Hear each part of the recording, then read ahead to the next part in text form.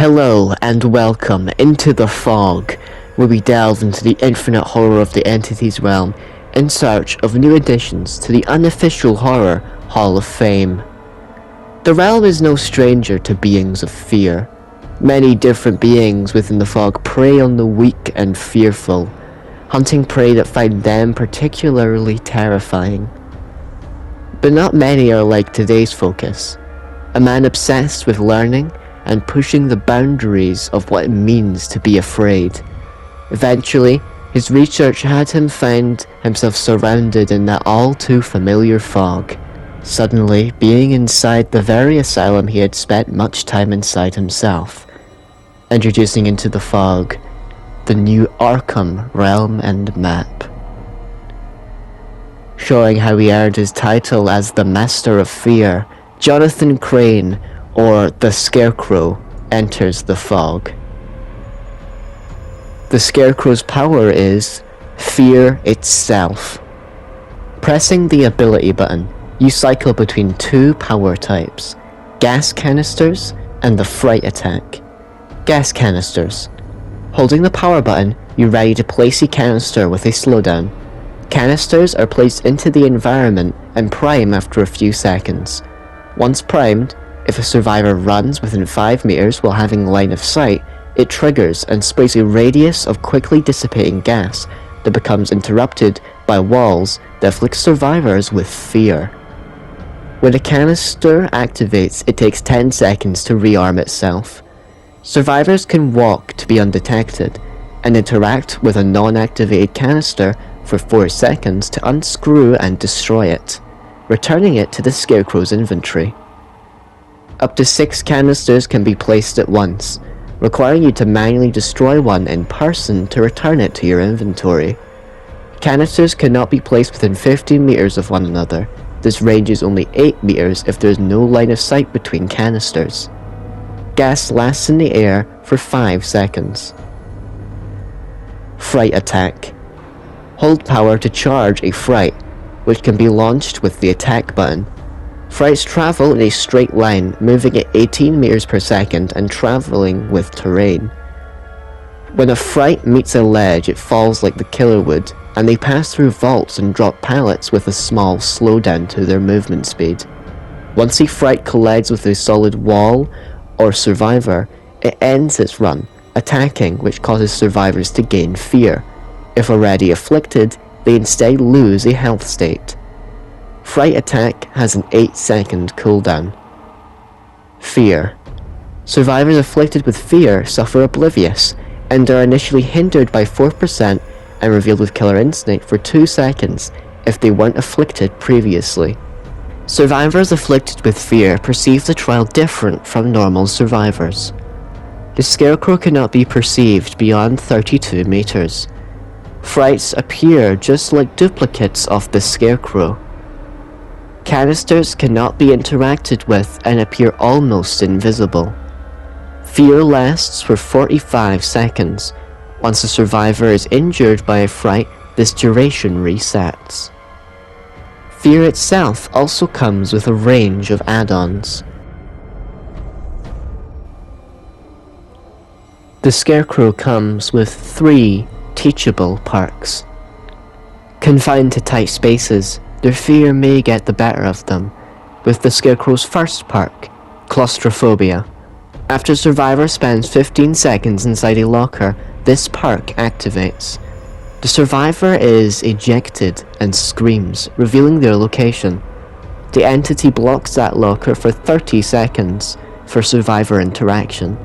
This effect is conveyed to survivors as a negative status timer while inside the locker.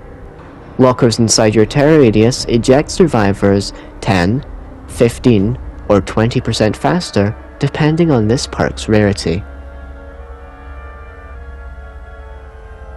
You leave an impression on your victims, causing them to panic even when you are nowhere to be seen. With the Scarecrow's second perk, paranoia. Injured survivors hear fake skill check sounds while healing or repairing at random times while they are unaffected by your terror radius. For each injured, hooked, dying, or dead survivor, the frequency increases by 6, 8, or 10%, depending on the perk's rarity. Your appearance inflicts crippling fear deep within the mind of your patients, with the Scarecrow's third and final perk, Scourge Hook, for Midophobia. At the start of the trial, 4 hooks in the environment are changed into Scourge Hooks. The aura of these Scourge Hooks are highlighted in white. When a survivor is hooked upon a Scourge Hook, all survivors within 12 meters of any hooked survivor or Scourge Hook screams and reveals the aura for 6, 10, or 14 seconds, depending on this perk's rarity. After a particularly busy night in Gotham, the eerie silence from Arkham had begun to concern locals. Fog pouring from the building and total radio silence didn't help this fact. The building wasn't unfamiliar with breakouts, but this was too different. Going to investigate on his lonesome, Commissioner James Gordon entered the asylum walls, becoming just another acquisition of the entity. James Gordon has 3 teachable perks. It takes a lot to break a man, and you can endure it, with James's first perk, One Bad Day. After gaining a hook state, or losing 25% of your bleed progress, this perk gains a token. Each token this perk holds grants you a 10, 15, or 20% faster recovery from the dying state, depending on the perk's rarity, and a 25% speed boost to healing and unhooking yourself and others while not holding a medkit. While you have at least 2 tokens, you can recover from the dying state. This effect can trigger once per trial.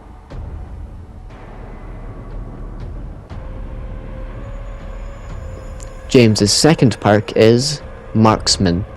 Upon opening a chest, you are significantly more likely to find a flashlight. While holding a flashlight, you have an increased accuracy of 30, 40, or 50%, depending on the perk's rarity, and lose 20% less battery while you aren't performing a blind interaction. In times of distress, reaching out can grant the best results, with James's third and final perk, Hopeful Signal. While working on a generator that is below 15, 20, or 25% progress, depending on the perk's rarity, its aura is shown to all other survivors in white. While this generator's aura is shown to survivors this way, the killer cannot see its aura unless via one of the killer's perk effects.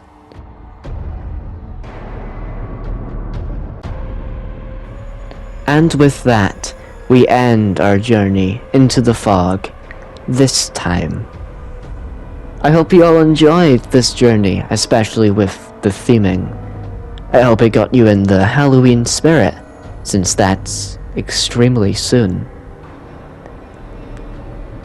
Do be careful on your way out, however. You should know by now all the beasts out there in this realm. All so hungry.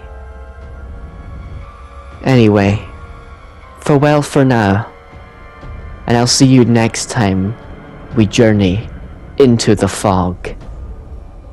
Goodbye.